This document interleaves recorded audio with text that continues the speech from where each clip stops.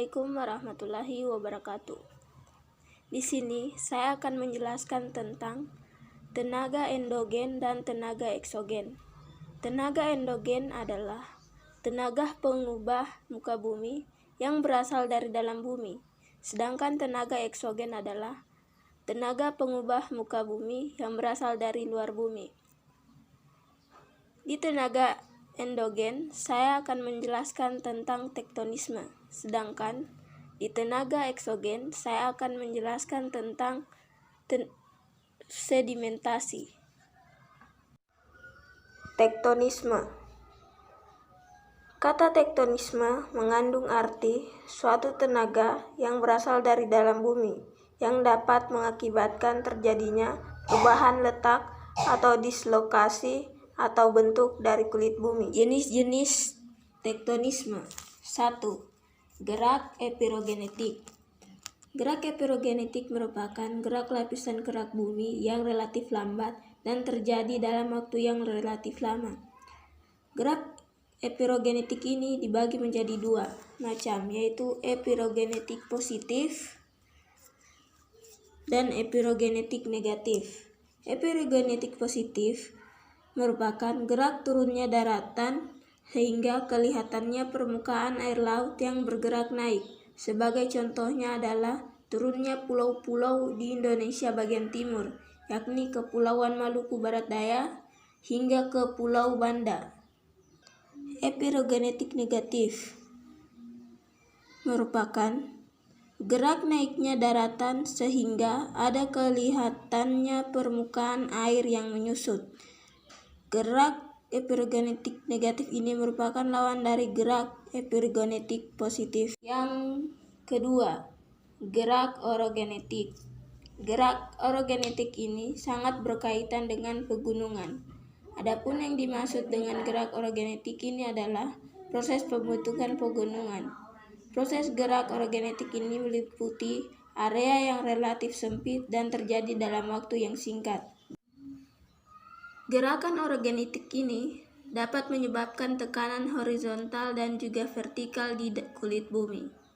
Gerak orogenetik ini juga bisa menyebabkan terjadinya dislokasi atau perpindahan letak lapisan kulit bumi, seperti lipatan dan juga patahan. Adapun penjelasan dari lipatan dan juga patahan adalah sebagai berikut.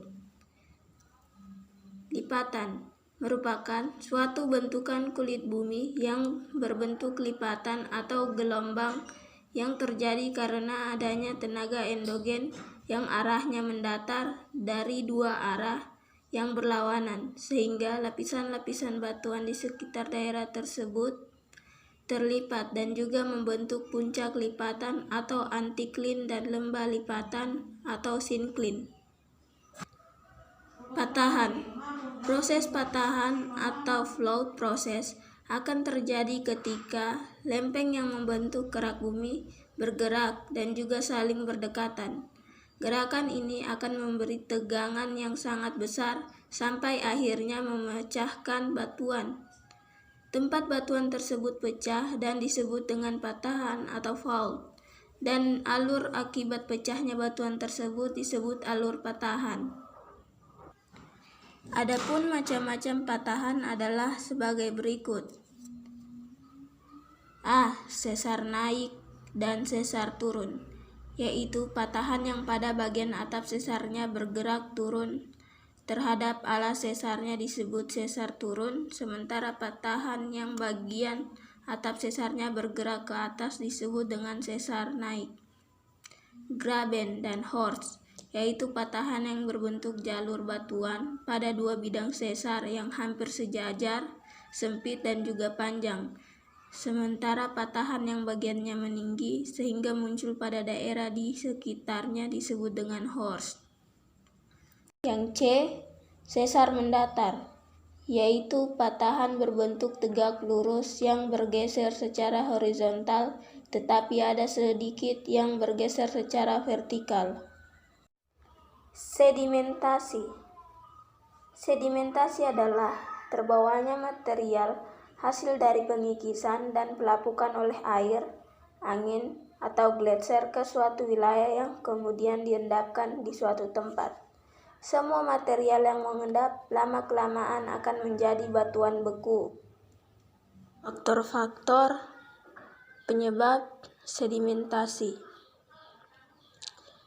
Ada beberapa faktor yang mempengaruhi terjadinya sedimentasi, yakni 1. Terdapat sumber material sedimen. 2.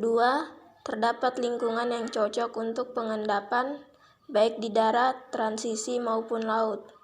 Yang 3. Terjadinya pengangkutan oleh angin, es maupun air terhadap sumber material.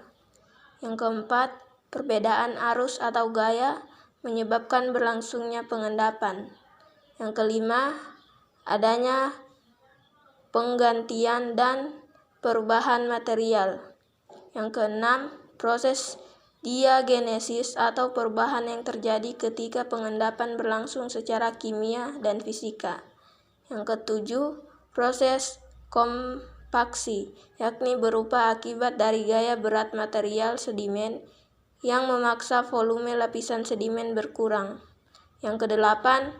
Litifikasi yang terjadi karena kompaksi yang berlangsung terus-menerus sehingga sedimen menjadi keras. Jenis-jenis sedimentasi. 1. Sedimentasi oleh angin. Hasil endapan oleh angin disebut sedimen aeolis. Hasil endapan oleh angin dapat berupa gumuk pasir. Gumuk pasir dapat terjadi di area pantai maupun gurun. Gumuk pasir terbentuk jika terdapat pasir yang cukup banyak dan tiupan angin yang cukup kuat.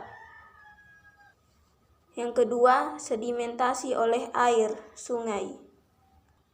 A. Kipas aluvial. Terbentuk karena sungai mengalami perubahan atau penurunan kekuatan arus sebagai akibat perubahan kemiringan, di mana sungai yang berasal dari pegunungan tiba-tiba mencapai suatu dataran rendah yang memiliki perbedaan tinggi yang sangat mencolok, sehingga material yang diangkut langsung diendapkan dan membentuk kerucut.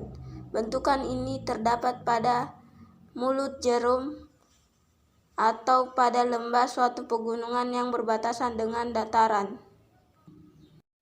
B. Oxbow Lake atau Danau Tapal Kuda merupakan danau yang terbentuk bila sungai yang berkelok-kelok atau sungai meander melintasi daratan, mengambil jalan pintas dan meninggalkan potongan-potongan yang akhirnya membentuk Danau Tapal Kuda. Oxbow Lake terbentuk dari waktu ke waktu sebagai akibat dari erosi dan sedimentasi dari tanah di sekitar sungai meander. C. Tanggul alam. Tanggul alam terbentuk pada waktu terjadi banjir. Akibatnya material-material dari air sungai meluap ke kanan kiri sungai. Ketika banjir mereda, material tersebut terendapkan di kanan kiri sungai dan lama-kelamaan semakin tinggi menyerupai tanggul.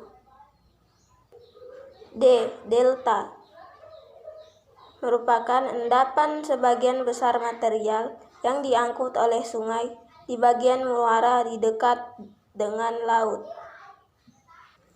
E. Bantaran sungai. Bantaran sungai yaitu daratan yang terdapat di tengah-tengah badan sungai atau pada kelokan dalam sungai sebagai hasil pengendapan. Yang ketiga, sedimentasi oleh air laut. Sedimentasi oleh air laut adalah proses pengendapan suatu materi yang terbawa oleh air laut. Adapun daerah yang termaksud dalam sedimentasi ini adalah laut dan tepi laut. Hasil pembentukan dari pengendapan oleh air laut yaitu A. Speed. Arus pantai mengangkut material yang ada di sepanjang pantai. Jika terjadi perubahan arah, maka arus pantai akan tetap mengangkut material-material ke laut yang dalam. Ketika material masuk ke laut yang dalam, terjadi pengendapan material. Setelah sekian lama, material yang mengendap tadi akan tampak ke permukaan laut yang disebut spit. B. Tombolo merupakan daratan yang menghubungkan antar pulau utama dengan pulau sekitarnya. C. Penghalang pantai merupakan spit yang terbentuk melewati teluk dan menyerupai tanggul di pantai. D. Gosong adalah endapan di tengah laut atau di muara sungai karena menurunnya daya angkut air sungai secara tiba-tiba. E. Nehrung adalah bukit pasir yang panjang dan terdapat di dekat pantai. Yang keempat, pengendapan glasial merupakan pengendapan suatu material pada suatu tempat oleh es. Kenampakan alam hasil sedimentasi oleh gletser berupa longgokan batu-batuan, kerikil, dan pasir yang mengendap di ujung gletser disebut morena atau moraine. Demikian yang dapat saya jelaskan. Lebih dan kurangnya mohon dimaafkan. Wassalamualaikum warahmatullahi wabarakatuh.